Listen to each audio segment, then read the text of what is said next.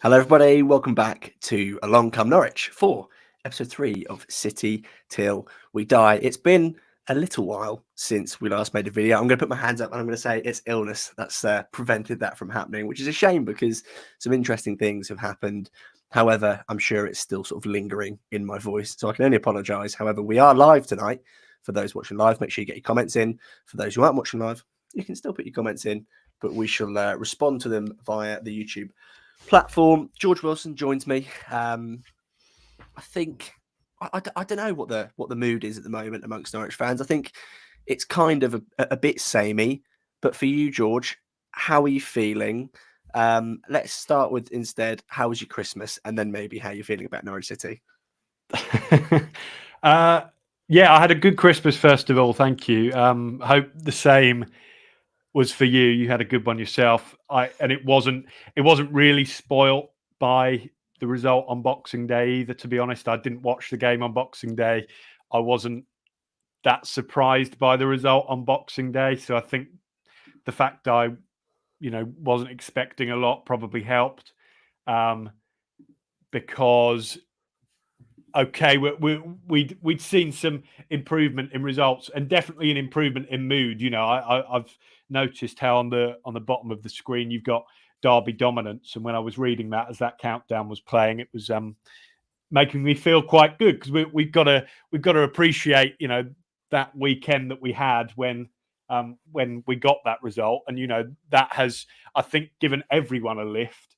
But yeah, even having said that, I think there wasn't too much surprise by that West Brom result, because I don't know how much further we've come and how much we've improved. There have been improvements, like the Kenny move to centre back has been one that has come up. I don't know your thoughts on that. Maybe we'll come to talk about that. But yeah, I think we're still at a bit of a crossroads, aren't we? Although, I don't know, maybe in a few days' time after the Millwall and Southampton games, we'll be in a different place. Who knows? I think the bizarre thing, and I sort of was jotting this down in my very brief notes that I have next to me. The bizarre thing is that since we last made a video, since I can't remember what the game was before, I think it was just after Cardiff, where we dared to dabble in the world of optimism. Since then, Norwich have played 8 times, 4 wins, 2 draws, 2 losses. Given the run of form that Norwich were in prior, we think, okay, that can't be that bad. In retrospect, technically, it's not as bad, but as fans who watch the games and are trying to invest some belief and a lot of time into these players, you still aren't satisfied. And it's bizarre typing unsatisfying victories. It's bizarre typing winning isn't enough, because that is the case for Norwich City at the moment. And it's such a, what's the word? Samey. It is so samey. It's insane how it's almost just a constant case of rinse and repeat. You can pick a 1-0 Norwich loss and you can pick a 2-1 Norwich win, and the characteristics of those games are consistent. You probably couldn't, from a brief description of the game, decipher which one's which, bar maybe a late Idah winner, which is, I don't know if I've really felt like this as a Norwich fan before. We kind of had it under Dean Smith, but it's now been so long of this not being convinced by Norwich City on the pitch. It makes my head spin. And I think we contemplated the idea of a 2023 review, but it's just quite a depressing year. So I think let's try and talk about some wins. You mentioned the derby. I think let's start there. What were your thoughts? Because I went into it fully expecting a defeat, but not just a defeat, a heavy defeat, for a 2-2 draw, where I don't think in the second half Ipswich particularly deserved to win it. I felt very satisfied. No, I'm with you completely. I went in not expecting anything from it. I think the first half when that Broadhead chance, when he took it past, I think he took it past two of our defenders and was then 1-on-1. When he put that wide, which I don't know what the view from the away end was like. I was watching it on TV, but when he put that wide, you did kind of think, could there be something here for us today? You know, they were just showing signs, Ipswich, that they were nervous too a little bit. But then when it went 1-0 to them, you kind of, I didn't think there was a way back for us. I think we were, not fortunate as much, but yeah, we were fortunate to have a player like John Rowe on our side who could, produce a couple of moments like he did, because we didn't really create a great deal. But to have someone as good as him and someone with the stones to produce in that moment was important, and I loved his celebrations, etc. But I think you're right in that when it went 2-2 in the second half, and what was there, half an hour left on the clock, and Ipswich were attacking that end, which I think is more raucous than the other end. I mean, I'm not too sure, but yeah, when it went 2-2, I was fearing the worst, because I thought, having seen this team let Leeds slip away and concede soft goals all season, I thought there's no way against an Ipswich team who have been flying that we're going to see this out. But really, other than the gun save that he had to make, there was never a moment of real panic when you thought they're going to get a third. It seems, what are we, 2 weeks on from the game? But I do think my memories of that game are so much stronger than any other from this season, almost, because you kind of lived through it a lot more. And I was pacing my living room for a lot of it. But yeah, in general, it was just relief at the final whistle, and I was able to go into work on the Monday morning with a smile on my face, and reminding all the Ipswich fans who told me they were going to batter us that they weren't quite that good. Yeah, I think that game is possibly the only one in the run of 8 that all logic goes out the window. I don't care about 3 points. For me, it was just about defending that honour, because from our position and from my position, I'll say it's just funny at this point. I know a lot of Ipswich fans were displeased with the result. I know a lot of Ipswich fans felt like it was a foregone conclusion going into the game, but it's just kind of funny at this point. And to be honest with you, you've really got to clutch at any glimpses of enjoyment for what is a really boring season for Norwich, and that certainly is one. But in that run of 8 games, and also a second point quickly before we sort of, and I know we'll keep touching on it during the episode, but John Rowe, 2 goals, which is remarkable, and he really backed up his talk, really wasn't particularly present in the game. Not that I think anyone from an offensive point of view really was for Norwich, but it's impressive. And the same goes for the Sheffield Wednesday game, where he got his header at the back post. Again, he wasn't really present in that game, and he didn't look particularly fit. So to grab 3 goals in those 2 games is really impressive, and he's not as red hot as what he was at the beginning of the season. However, you can see those qualities kick in. The West Brom game was an example of when he can just nick the ball sometimes and cause a little bit of danger. And he really does have that in his locker. And I desperately want to see a new coach get a lot more out of him, but we'll save that for a little bit later. Let's try and be positive for the time being. In those 8 games, what are you picking out as reasons and things to hold on to in terms of, okay, yeah, Norwich are decent in this area, or this player is particularly good at this thing? What are those things that you perhaps try to extract from those 8 games? I think there are elements you can take from them. I think it's interesting, but before I try and pick them apart, I think having not been to all of those 8, in fact, I think I've probably been to 4 of the 8. I think it would be interesting if you asked a supporter who was at the Bristol City away game, was at the, who else did we beat away from home? Cardiff.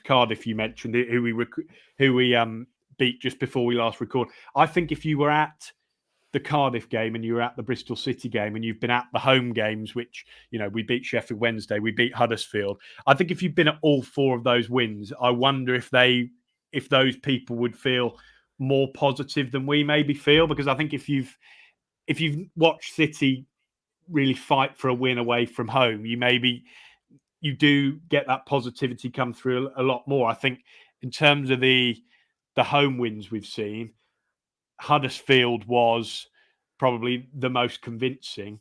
And I think second half in particular, that there were a lot of good individual performances. I think Sam McCallum, unlike Sam McCallum's performance in the first half at Ipswich was, I don't know where he was for a lot of it, but bar that, I think he's been very good and was good when he came on.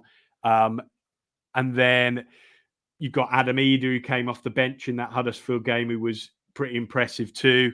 But again, with him, I know you mentioned how he's maybe been mismanaged, and I think I can definitely agree with that in parts.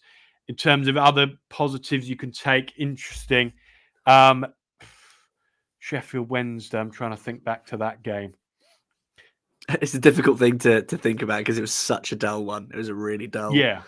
I think it was. I think Gabby Zara scored, and that made me happy. That's about Yeah. as far as positives go.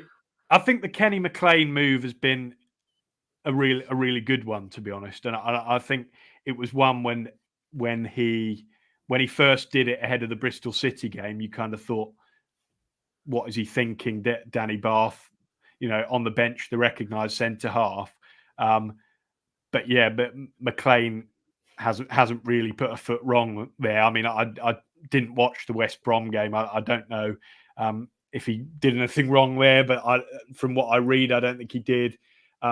Whether it's the long-term solution, I'm not sure. But I think Wagner does deserve praise for that. But yeah, I don't see it being something. I don't see us being sat here in a year's time and Kenny's played the whole year at centre back, at least, because I think he's got so much to offer further up the pitch as well. I think McLean at centre back has really highlighted his qualities as a footballer, and I've blown hot and cold with Kenny McLean over his time at Norwich, and that sort of the theme I've noticed is that when we're in the Championship, I really like him. When we're in the Premier League, he's not quite enough, but we're in the Championship, and we could be for a while. So let's focus on that. As a Championship footballer, he's really good. He's an absolute engine. Technically, not too bad. He's playing in a team that should dominate, so he can try 50 of those crossfield balls and land 5, and everything be fine and dandy. But his little stint at centre back is just it's almost an indictment on the quality of the existing centre backs at Norwich and the recruitment struggles there have been. Because if you look at that in isolation, you've got someone who's played as essentially a number 8 for however many years at Norwich and done a pretty good job, has just stepped back into centre back and is just as good as, if not better than, Ben Gibson, Shane Duffy, maybe not Grant Hanley as a defender, Danny Bart. But again, we haven't really seen much from him. You pick out this slightly smaller centre midfielder, and he really doesn't look out of place compared to who would be there in his place, which is just a bit like, okay, well done, Wagner, for perhaps making that tweak, and whether it's worked to an extent, I who knows, because what is the standard there? Is it scraping the barrel and you're saying, oh, it's all right, okay, but what's the long-term plan? Or has it been a raging success in David Wagner's opinion? We don't know, but it is a real reflection of Norwich City's really poor recruitment in that area and letting Andrew Omobamidele go. I'm not going to sit here and say it was a mistake because financially it was pivotal to the club, but it's hard to look at it as a fan and just understand where any of it is going. I guess the caveat to that is this new era that lies ahead for Norwich. You've got Ben Napper, and you've got hopefully more involvement from Mark Atanasio. You've got this, what I'm assuming is plan being formed. This new look Norwich. How drastic that changes, we don't know. That's sort of the thing to clutch onto. And as we sit here and talk about if Kenny McLean's a good centre back, that's what's keeping me sane, not whether he is a good centre back or not. But I do agree that, you know, as far as decisions go made by David Wagner, that is McLean at centre back is meh. I can tolerate that. I'm just sort of looking at the games here, and I think I'd like to pick out Preston, in my opinion, as the worst one, which is controversial because you've got Watford in there. You've got a fantastic collapse, and we'll touch on Watford. But for me, Preston was the worst because Preston came to Carrow Road, they rolled over, and they said, beat us. They said, do what you want, play how you like. We're not going to try anything. No offense to Preston fans. I'm sorry you had to watch that performance. That is what happened. Categorically, that is what happened. Norwich City did absolutely nothing about it. And watching that as a season ticket holder, having paid my fairly decent whack for the month, I was sat there just quite cold, wondering why is any of this happening? Because on the front foot, we were blunt. On the back, well, we weren't even on the back foot at any point in the game. There was no plan. There was none of this occasional, like patterns of play occurring. Because sometimes it happens in these games. Norwich can just remind you that they've got some really good footballers who can play some good stuff. That gets sprinkled in there occasionally. But for me, I think it happened once in that game, didn't it? Do you think so? The little sprinkle when it was played through to Sarah, and that then created the Gibbs chance. I think that was the only one. Sorry to interrupt. Yeah. No. That kind of illustrates what it was. That was the only time we saw it. Yeah, I think my brain has done a great job of blocking out how Liam Gibbs could have won us that game. But in the heat of the moment, you think, oh, for God's sake, Gibbs. You look back on it no less than sort of a minute later and think, yeah, that's not his fault. That's just a substitute missing one chance where millions more should have been created. But you have Watford in there as well. We had planned to do some content after Watford, but I sent you the cowardly message of I'm going to have to postpone. And my goodness, what a game that was. What was it? 2 early goals, that strike from Hwang. He goes off with an injury. Norwich capitulate immediately. George, talk to me about that and perhaps how that fits into the larger picture. I think Watford was almost you had the capitulation, but I think what was the worst part about that night was how we didn't respond after capitulating. There was like zero. It felt like zero effort to try and turn it back our way. It was like, you know, we'd had the lead, we blew it, and then there was just no reaction to it. It was like the acceptance that we haven't got the guts in us. I think the fact that since then we've seen a response has been good, and I think it's interesting the statistics around Ashley Barnes's when he starts, the points per game is so much larger, because I know a lot of people have been critical of Barnes, and I can understand that, because I think in terms of what he brings, he is a lot slower than an Adam Idah or a Sargent, but he is that leader, and I think people do forget that at times. But in terms of Watford, it was that was pretty depressing, and I think that was alongside the Blackburn defeat, which came a few weeks earlier.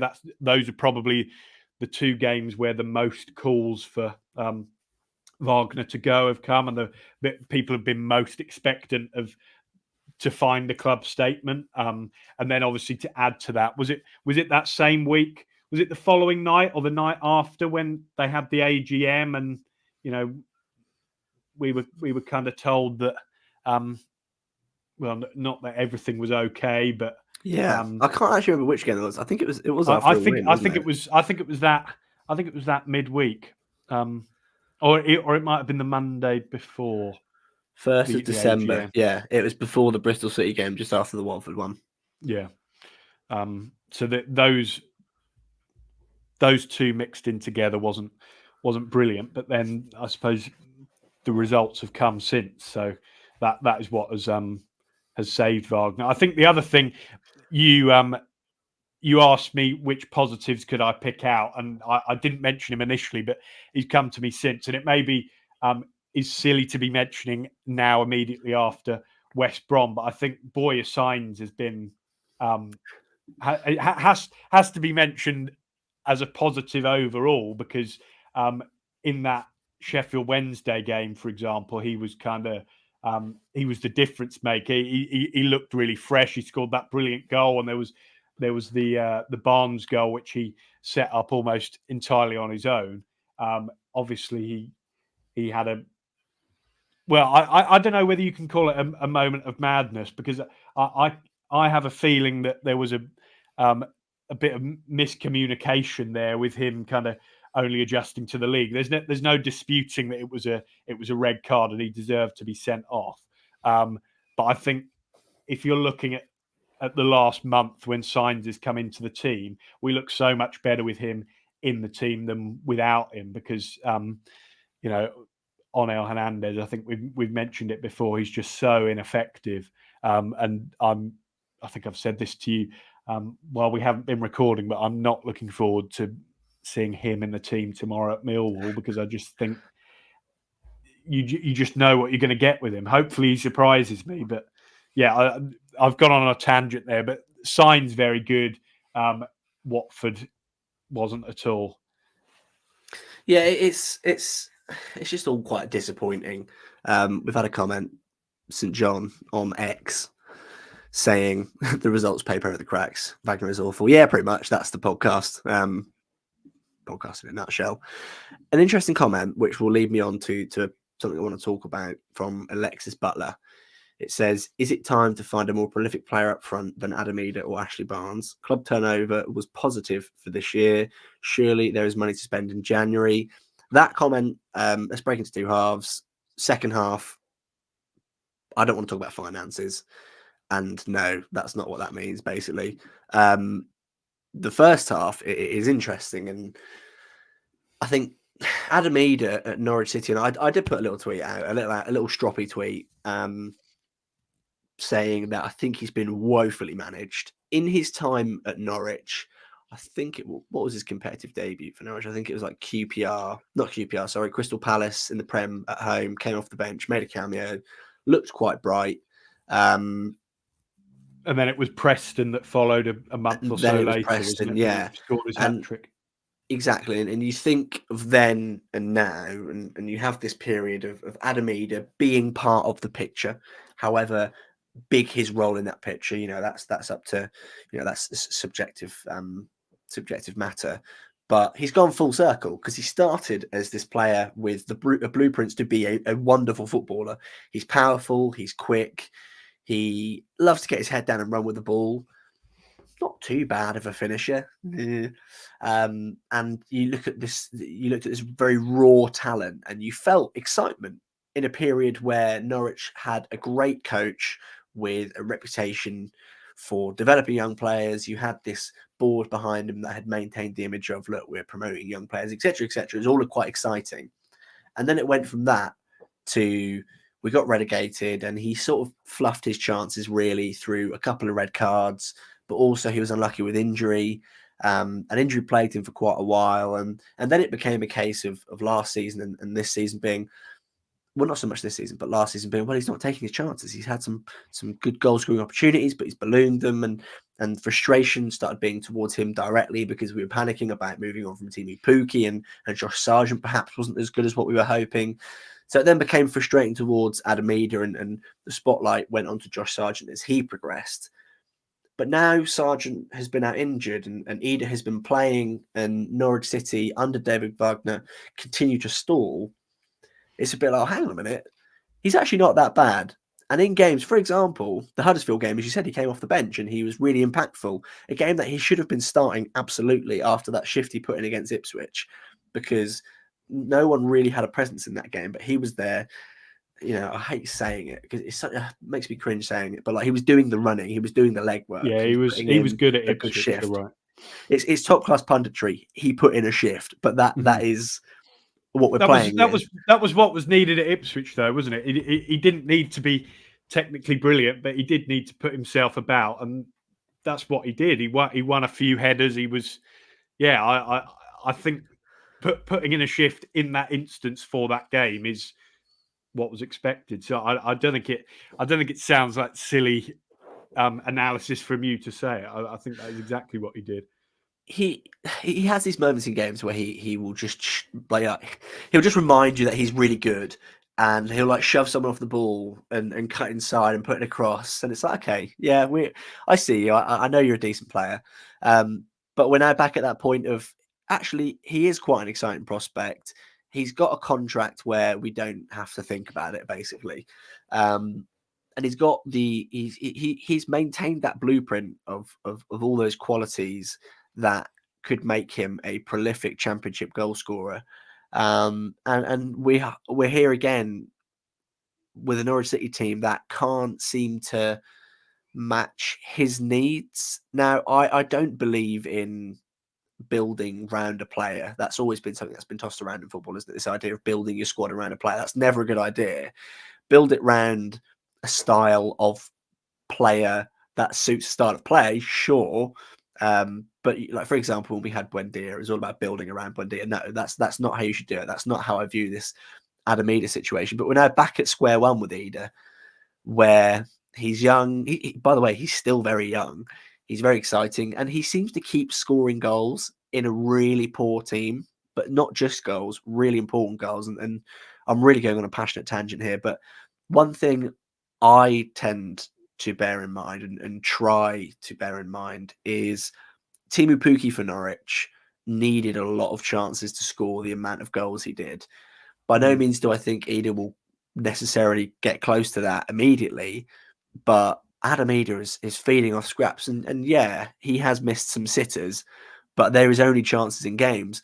If you cast your mind back and think about Teemu Pukki and the amount of times that he scored a brace but could have had a hat trick, you lose your hairs due to stress, like we almost did at the time. The amount of times that guy scored 2 but could have had 3 or 4 is wild. But he was playing in a team that constantly supplied chances, even in the Premier League, whereas Adam Idah is quite the opposite. And that setup still applies for Josh Sargent. Josh Sargent played for Norwich when they had that brief streak, and Sargent's return will prove, however quickly he's integrated back in, his return will prove his quality, and it will prove whether he was just in a good run of form or whether he has grown as a player and is a lot better. But to be honest with you, I kind of want to just get that off my my chest about it. St. John on X again says, put in a shift, but his hold-up play needs a lot of work. I don't think his hold-up play is that bad. He seems to drift that wide a lot, but that's because he's a player who wants the ball, and he has to do that to get involved in the game. Otherwise, he is literally running around like a headless chicken. I think there's been big questions over his first touch in the past, but I do think this season he has slightly improved on that from what I've seen. I get the feeling he has really put the work in, and I do think we've seen improvements this year. Don't get me wrong, I think Sargent, when he gets back, will rightly come back in and become the main number 9. The concern for me is more, or the concern for Idah for me is that when they're all fit, we're going to have 4 strikers playing for a maximum of 2 spaces in the team.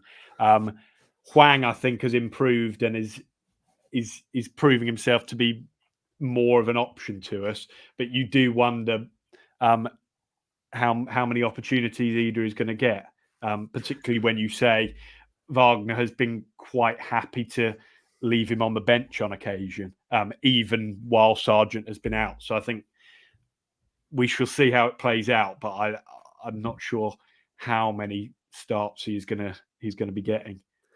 Yeah, I think Hwang for me, I've written off in the sense of I don't think he's that bad as a footballer. It's just he was a panic loan in a season for me that's redundant in terms of going for promotion. If we were pushing for promotion, I'd want whoever was going to get us promoted on the pitch. But again, the roots of that kind of campaign need to be everything going forwards, essentially, whereas that isn't the case at the moment. So for me, a lone player in the mix, who we obviously aren't going to sign in a season where my definition of a successful season is very different to Norwich's in terms of don't think I really want us to get promoted. I want us to start building again. Wang for me is not part of that. But let's talk about Ashley Barnes, because he made an interesting point. You said Josh Sargent will rightfully take his place. Let's not, okay, Hwang does exist and he can be part of this, but Ashley Barnes, Josh Sargent, Adam Idah, we've seen the Ashley Barnes, Josh Sargent thing work. Do you try that again if you're David Wagner, or do you perhaps look for a little bit of longevity, and in this season of building, do you go for Idah and Sargent? Because we've seen Idah and Sargent. No, we've seen Idah and Pookie before, which I think for a game was good when Norwich beat Everton at home in the Premier League a couple of seasons ago. I think he played with all three, didn't he? Dean Smith. I think, he went Idah, Sargent, Pookie with, Pookie through the middle, which, like you say, was like it was a 2-game thing. And then I think was it Idah who got injured, and then I think so. It worked for one game and then didn't work the second game, and then that was it. Yeah. There was that one night in Watford.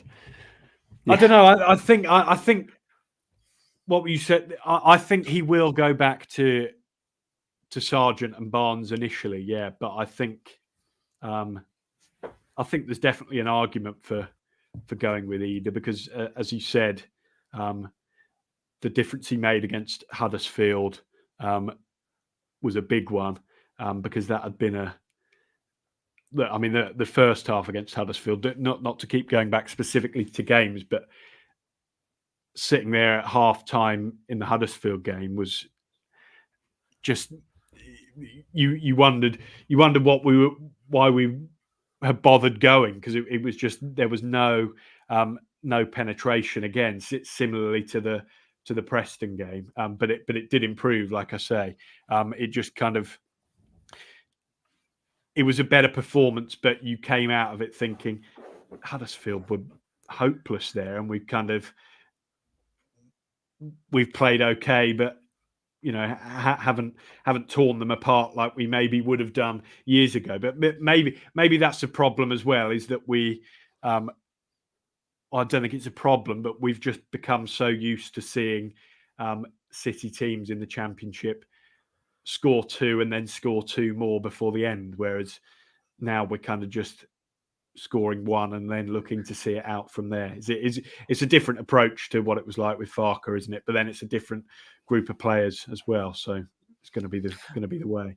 I did see something that said, I can't remember which game it was now. It must be within the last sort of 3, but there was that comparison to Farke's first title-winning season that said we've scored 41 goals this season, which at this point of that season was the same, which makes you want to bang your head against a brick wall, because this team can score goals, and it can score some really good goals as well, which, again, that element of trying to be positive leads me to, well, the quality is there, and there are enough players in that squad that could perhaps flirt with promotion.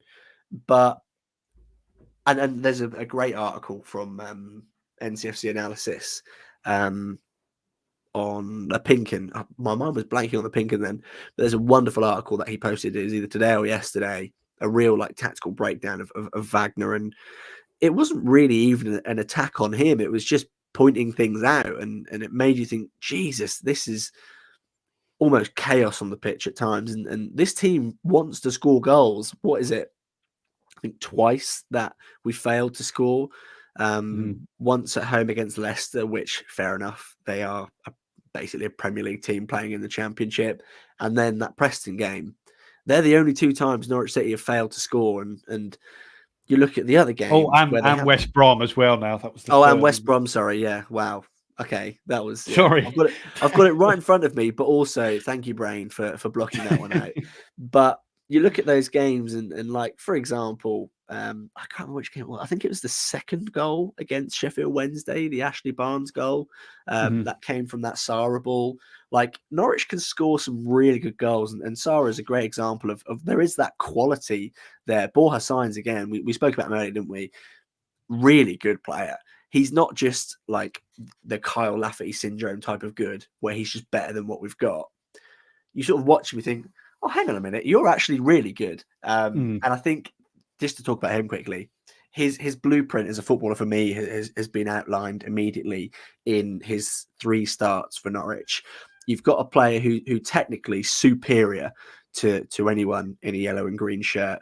In that kind of position anyway. He can just sort of drift past players, take really neat touches. And what I liked, ironically, I think it was in the West Brom game quite early on, was when he had the ball and he had to turn back towards his own goal. But then he turned back and he managed to find space to then play it forward. And I'm like, oh my God, I've not seen that for so long. Which, yeah, really is bottom of the barrel stuff for me. But you've got that kind of player. You've got someone who's got a very hot head, I think is the diplomatic way to put it. And that peaked, obviously, in the West Brom game with his red card. In the Sheffield Wednesday game, the thing I immediately noticed was he was going after Craig Dawson. Not Craig Dawson. What's his name? Cameron Dawson, the keeper. Cameron Dawson. Definitely not Craig Dawson in goal. Dawson in goal, he was just going after him from corners, which I was like, okay, clearly this is the kind of player you are. But and that was really emphasised in the Sheffield Wednesday game. He's a player who needs to be given the ball. I think he'll only do so much to come and get it, because systematically he's meant to like sort of go out here and do whatever David Wagner wants his wingers to do. I don't know, ask Ono Hernandez, but he needs the ball at his feet. And when he had the ball at his feet, he was really, really good. And again, finishes for his 2 goals, sublime. You know, that one against Sheffield Wednesday, the first one was like, okay, you're here, you've made your mark. But the Huddersfield one, composure and a really good bit of technique to sort of knuckle the ball essentially over Maxwell, I think it is in goal for Huddersfield, who was on a random note, he was like really nice to the fans during the game, because I sit just behind the goal and he was like joking with the fans. And after the game, we turned around and went, "Have a good Christmas, everyone." I was like, "Oh, goodness me, this is probably how football should be." But given the nature. It maybe says a lot about Huddersfield's position that it does. I think the keeper is wishing. No, it doesn't at all. I'm sure he's just a lovely chap. But yeah, if he'd done it up the other end with the away fans in his ear, well, he probably wouldn't have. If Roy Keane was his manager, I'm not sure he'd be too happy to hear that. Yeah, he'd have been dropped immediately, perhaps even even let go. But yeah, like Signs is really good. Again, a shining light in what was a depressing season, and he's played 3 games, for God's sake. Like, this is how desperate we are for something. And that red card, I'll give it a little bit of airtime, in the sense of it was a second yellow card. We know the rules, but I can just let it go, in the sense of English isn't his first language. We should forgive him for that. We should forgive him for the fact that I think giving the yellow card for that is a pathetic attempt at trying to get more respect given to the officials, because you still see players multiple times in games mouthing F off to the ref. Like, that is second nature to the players at this point. And it's like, every time I see it, I'm just like, if you gave a yellow card, even if you introduced sin bins, if you introduced sin bins or gave a yellow card every time that happened, very quickly players would stop swearing at you. You'd have that period where you start here, whatever the standard of telling a ref to F off is now, and you start giving yellow cards every time. You'll get up here before you get back down here, but you will get down here very quickly. So that frustrates me that he got sent off for that, but for the rest of the game, you just see players mouthing F off to the ref. That was my frustration. And the worrying thing, maybe it isn't worrying, but I imagine you probably saw this article as well. I think it was Paddy Davitt who was saying, Wagner's got to decide: is he going to let it slide, or is he kind of going to punish Signs like Farker did with Jolis when he when he took the penalty against Liverpool. When I read that, I think it was a fair point that Paddy was making. But the first thing I thought was, please God, no, don't risk it going that way. I suppose. I don't think he should be. It's not a punishable offence when it feels like there's more to it than signs being really ignorant. I just think if they were to do that and to lead him down the wrong path, it would be so wrong. I think he's going to miss this Millwall game. Then for that Southampton game, we need to see him back in the 11. Forget easing him in, forget leaving him out for a bit and bringing him back in. He needs to be back in the mix, because as we've already spoken about already, he's better than the other options we've got in those positions. Him and Rowe need to be those two players. So yeah, the idea I think that was a column. Sorry, just to clear Pad's name, because I didn't like that article. Yeah, I'm not accusing I'm not accusing Paddy or anyone. I think it was Paddy I'd seen who had shared it, and it kind of just got me thinking. Yeah, I did see that, and I sort of looked at it and I was like, why are we giving this airtime? Like, there are much bigger things going on at Norwich City, and I guess it's looking for another angle in terms of things to talk about. But yeah, really good player, very exciting. Definitely one to fit that creative Buendia mold, as opposed to literally, obviously, like, physical attribute wise, he's quite similar to Buendia. Small, not particularly quick, has this kind of, like, I don't know how to describe it, but like when he's running, it's almost like he doesn't run forward. It's like he's sort of on the diagonal and his legs sort of go like that. I really can't explain it. I'd have to physically get up and show you, which I'm not going to do. But like Buendia was a bit more physical in the sense if he could use his body a bit better. I don't think that signs is. It might come with signs though, because I think we did see some development in definitely Buendia's upper body in his time at the club, didn't we? But like again, it's like if you actually look at Norwich's front line when it's fully fit, and it's no such thing as a fully fit squad in England, is there? But you have Johnny Rowe, who is having an amazing season for a player who I don't think has been particularly great since the beginning of the season. I love him to pieces, and he scored some great goals, and he's a very clever footballer, but he's not really hit the heights at all since the beginning of the season. You've got him, you've got Signs, you've got Sargent, who I will back until the day I die.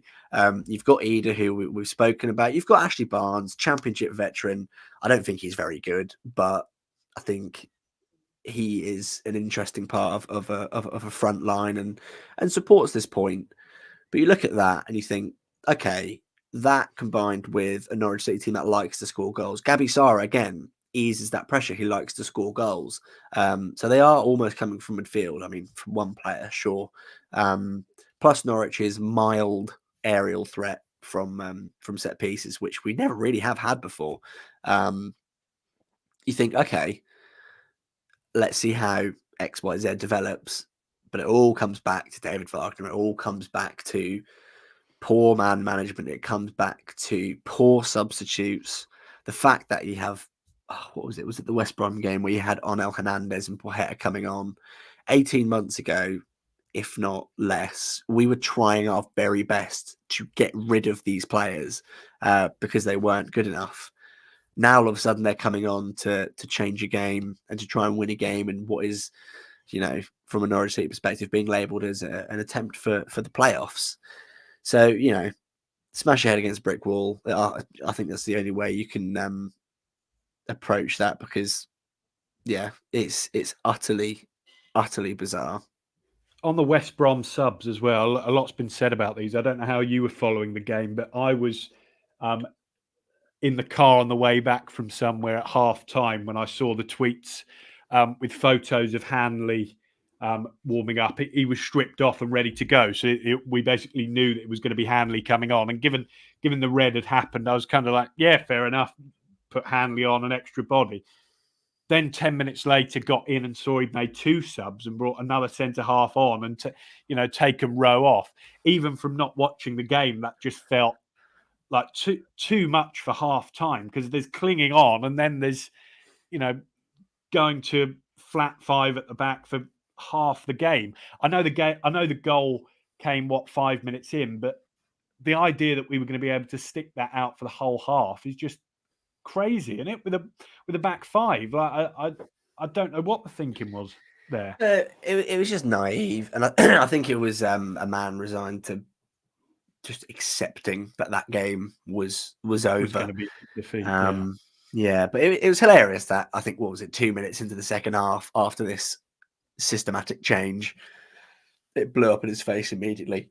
I think the goal came from a cross, didn't it? And Norwich's game plan for that day, and I think maybe for Ipswich as well, and we've seen it throughout the season, is with this high risk, high reward football David Wagner thinks he's playing, your fullbacks are very high up, and Sam McCallum especially. Jesus Christ, that man will just be nowhere near where he should be defensively. But you have your high fullbacks, which allows your wingers to put the ball in.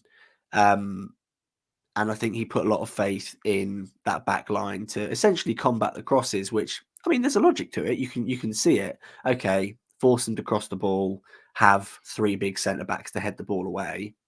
When you concede 2 minutes into making that change, it really is just like, yeah, things are not going your way at all. And for the record, I paid a tenner for that match. And that is the last time I pay a tenner to stream Norwich. It was because I was... Go on. I think tomorrow's the same, isn't it? If you're not going to the game, then it's not even on the red button. Are they offering a tenner again for Millwall? I think when it's not Saturday 3 p.m, it'll be a tenner every time. But I might have to bully a friend of mine or someone I know to pay for it, and then I'll force my way into their property to watch it. That's a joke, just in case that's just in case that's that was clear enough. It was clear. Yeah. Do you know what, with my tone, I'm thinking, hang on a minute, maybe I will actually. But yeah, it's just like, it's so dull, and I don't know. Like, I hear the question, like, well, how can it be this bad? Norwich are winning, and that form we were on. Let's go full circle in the pod. That form we were on before those. What was it? 4 wins in 8 with 2 draws, which is, on paper, a decent return for a team sitting mid-table in the Championship. Before that run, when things were bleak, you'd have taken this run, points-wise. But to be sat here after it with a player you're getting quite excited about suspended against a team away from home that are just going to beat you up, you're back to just no hope at all. And an interesting thing for me, and I think this is where perhaps we'll try and wrap up. The Norwich account likes posting matches against teams and highlights against the teams we're playing from previous years, and they chose Gabi Sara's goal last season. And I was thinking, okay, David Wagner was in charge. The squad wasn't too different. What really was the difference? But you look at sort of and they're not minute details, but you had Max Aarons in right back as opposed to Jack Stacey. Max Aarons, a really exciting footballer who had hit his ceiling at Norwich, compared to Jack Stacey, who was on a free and is trying to prove everyone wrong. That immediately is one play. You had Pookie on the pitch as well. You had an informed Gabi Sara. You had a bunch, I think maybe Sargent was playing, but you had a bunch of factors that actually contextually, squad-wise, were quite different. You had a bit more of a settled defence. It would have been Hanley and Gibson playing, I think. I think Sorensen played on that day. Sorensen, sorry. Scored, yeah. No, it might have been Hanley and Gibson. I think Sorensen was... He did score, was in the middle behind Sarah and McLean. It's interesting you bring the game up, because I was kind of thinking, I know we're not going to go over it too much, but thinking back over 2023, and I think that Millwall away game was probably the most excited I've felt coming away from a ground about this team, because I think that was the 4th win in 5. It took us into the playoffs above Millwall. Okay, we still had 10 10 games left. But when a win like that against a rival takes you into the playoffs, you start to dream, don't you? And I think people were walking home and saying, "Oh, Wagner's taken us to Wembley, whatever," and then we just nosedive from there. So it feels interesting that that's where we finish the year, is going back there. That, you know, they're not in the mix with the playoffs by any means, but it still doesn't feel like a guaranteed win tomorrow night. It feels like it could go anywhere. Yeah, that's exactly it, George. And yeah, it's difficult. I've said that so many times in these videos recently. It's difficult because there really is quite little to clutch onto, and there are a lot of things that we know need, not reform, but tweaking. And a big part of that is the head coach and direction and vision and all these things. But we're caught in limbo, aren't we? We're going round and let's reference the title of this video, we're going round in circles, which is the quality of this league with, alongside the quality of our squad, suggests we aren't going to get relegated. We did get a bit worried at one point, didn't we? But we shouldn't get relegated. I don't know. But I'm also, not sure I've ever been that worried about it, to be honest. Well, true, but it made for a nice video, didn't it? It made for a nice video title. But come on, George, as a journo, you've got to have that mindset. You've got to have that what sounds the best mindset. But like, no, that's true. It's like, if we win 2 games, all of a sudden we're up there. This league, it blows my mind. It really, it does blow my mind. I think I've run out of desire to talk about Norwich, possibly forever. But let's remember, football's cyclical. What is it? Swings and roundabouts. Things come and go. It will get better again. Weirdly enough, I actually am almost excited for this next chapter once they chop Wagner, and I think you'll probably see it at the season. To be honest, I think Ben Napper is biding his time, and this isn't informed. These aren't informed opinions. These are just me speculating based off my hopes, for what it's worth. But yeah, it's difficult. The only sort of thing that could happen next to make anything worse, I think, would be if like season ticket prices went up or something. At that point, I would then, pay it and turn up. But I'd still be very upset. It's going to be a pretty key announcement, though, isn't it? And in terms of the timing when it comes as well, I don't know. It's normally around February, March time, isn't it? I don't know the fixtures in that part of the season well enough, but yeah, a lot will depend on how we're doing at that time and how we all feel about Wagner then, if he's still in the job. Yeah. I think also, for the record, I think it was the Preston game was the most empty I've seen Carrow Road. These figures of attendance is total nonsense. What was it like? Said at the Huddersfield game, they said 25, didn't they? It said 20, just over 26,000 at the Huddersfield game. I think it was better at Huddersfield, wasn't it? You're right. I think it was, but it wasn't 26,000. It was not 26,000. Preston was crazy. Preston. So I sit in the River End, lower River End, quite near the front, on the right of the post, and I looked to my left and saw what is parallel to the Snake Pit. What is that side even called? Not the Wentham, the Thorpe, is it? The Thorpe, yeah. We'll call it the Rabbit's Den. It was like basically empty. It was the amount of yellow seats that I saw was insane. Which I don't think it's like strike action per se. I think it's just a lot of people are quite apathetic about it, and they're a bit like, So yeah, we'll see if that causes any panic, which then forces decisions. We'll see what happens. But for me, that's everything that I'd like to talk about. Is there anything else for you, or are we happy to snip it there and pray for better times? No massive points to make from me. I just think the Southampton game is one I'm really not looking forward to, mainly because when we last had Russell Martin in the dugout, which was earlier this year, they ripped us apart, didn't they? And Disassembled. That was a Swansea team who have not pulled up any trees really. They played us off the park, and Saints are going to turn up scoring so many goals.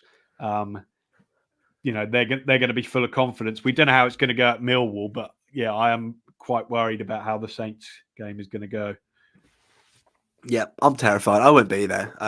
Me and my better half are going up to Manchester to celebrate New Year's, so I will do my very best. Probably better off there, aren't you? Yeah, do you know what? I remember the days of when I used to be crushed if I couldn't go to the football. I remember the days of I could not miss the football, whereas now it's like, you know, we'll just watch the highlights and see how many chances we spooned alongside how many soft goals we conceded. Last thing, Robin Frost makes a great point. Didn't pick Saints for 3 months. Yep. Hernandez not scored in over 3 seasons. Yep. That's the state of play. I don't want to talk about that. Thank you all very much for watching, whether you watch live or whether you're watching or listening even. If you want to rate the episode on YouTube, leave a thumbs up and a comment. Spotify, I think there's like a little green star system. Apple Podcasts, which most of you guys listen on. I don't know how you rate that, but I'll find out. I think it might be stars on there as well. I think it's there you go, stars on there as well. Any of that would be appreciated. If you don't want to, yeah, fair enough. Subscribe to the YouTube channel. Hopefully next year we'll have some positive things to talk about. We'll be doing lots more of these live streams. George, anything else to plug? Any particular pieces coming up for you with perhaps the women or? The women are back next weekend on the 7th. I don't think there's going to be any pieces immediately, but yeah, they're back on the 7th. I'm going to Millwall tomorrow night, even though the trains are up the Swanee. So I'm quite looking forward to it, to be honest. We've had a few good results down there down the years, haven't we? I know we had the horrible one with Farker when he first started, but I'm hoping, you know, that one is an anomaly and we can carry on a fairly good recent record at the Den, but we'll see. Well, my fingers are crossed for you. I'll be watching in one way or another. Thank you all again very much for watching. And until next time, we'll see you again very, very soon.